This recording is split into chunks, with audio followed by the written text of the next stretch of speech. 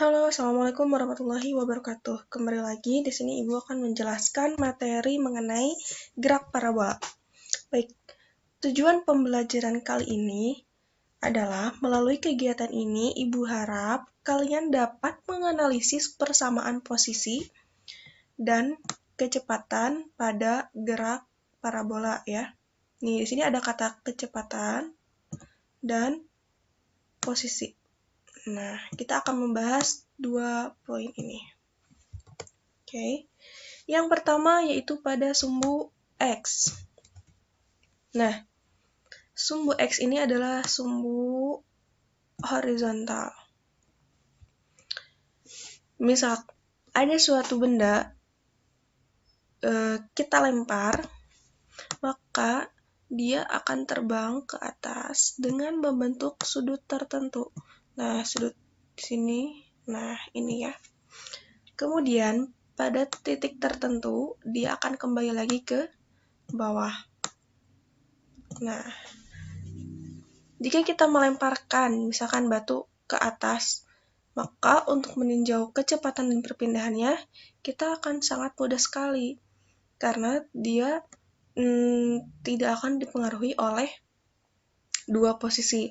Namun, pada kondisi yang seperti ini, dia akan dipengaruhi oleh dua posisi, yaitu pada sumbu X dan pada sumbu Y. Misal, pada titik ini, nah, benda ini akan berada berapa meter pada sumbu X. Kemudian pada titik ini berada akan berapa meter pada sumbu X dan seterusnya. Sampai benda tersebut menuju permukaan. Nah, kecepatan pada sumbu X ini konstan karena kita meninjau pada sumbu X ini adalah GL B yaitu gerak lurus beraturan. Maka kita menggunakan rumus Vx sama dengan V0 cos alpha. V0 di sini adalah kecepatan awal, cos alpha yaitu sudut yang dibentuk oleh benda tersebut. Adapun untuk perpindahan atau jarak yang ditempuhnya, maka kita menggunakan rumus X sama dengan V0 cos A dikali T. Nah, T di sini adalah waktu. Jadi pada saat benda tersebut berada di titik ini, maka berapa waktu yang dia perlukan untuk berada di titik ini? Misalkan, pada saat benda berada di jarak 1 meter, maka waktu yang dibutuhkan benda tersebut adalah titik-titik. Atau sebaliknya, pada saat waktu 2 sekon, berapa jarak benda tersebut. Nah, kita menggunakan rumus yang ini. Kemudian pada sumbu Y atau sumbu vertikal,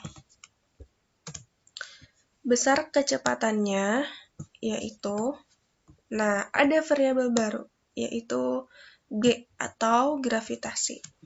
Pada saat suatu benda bergerak ke atas, dia akan melawan gaya gravitasi.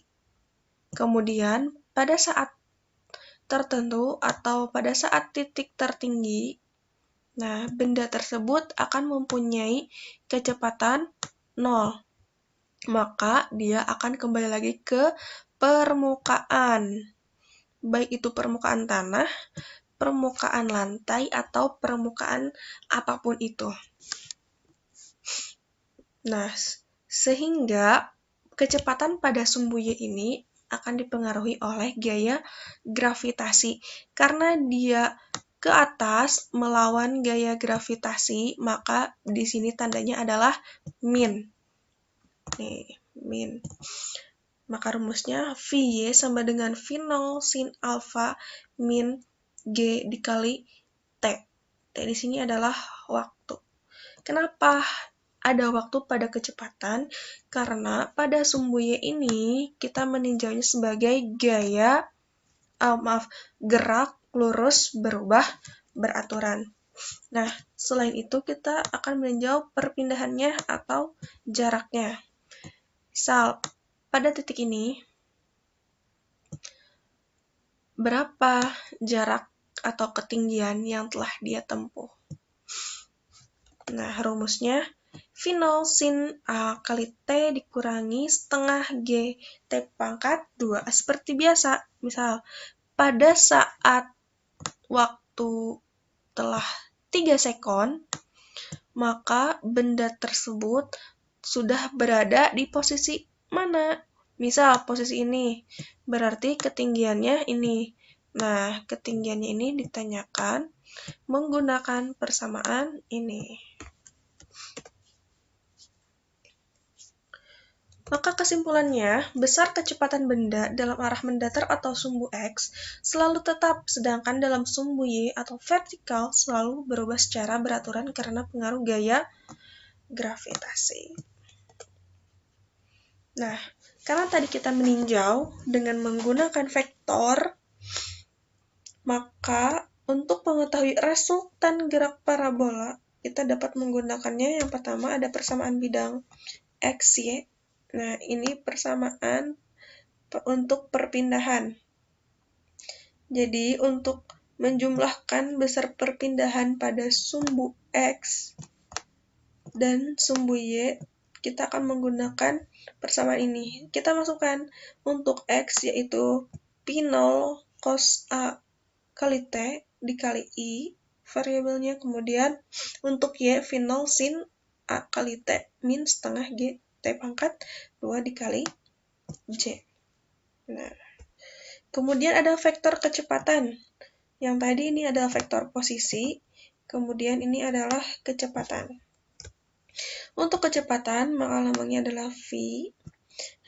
Masih sama, hanya beda simbol, yaitu Vx dikali I, Vy dikali J. Kita menggunakan vektor kecepatan yang tadi sudah Ibu jelaskan, yaitu rumusnya V0 cos alfa dikali I, kemudian V0 sin alfa dikurangi GT dikali J. Tinggal dimasuk-masukkan aja ya, mengganti Vx dan Vy-nya. Kemudian ada besar kecepatan pada saat T sekon. Nah, untuk mengetahui ini kita menggunakan resultan V, yaitu Vx pangkat 2 ditambah Vy pangkat 2, kemudian nanti diakarkan, maka ketemulah hasilnya.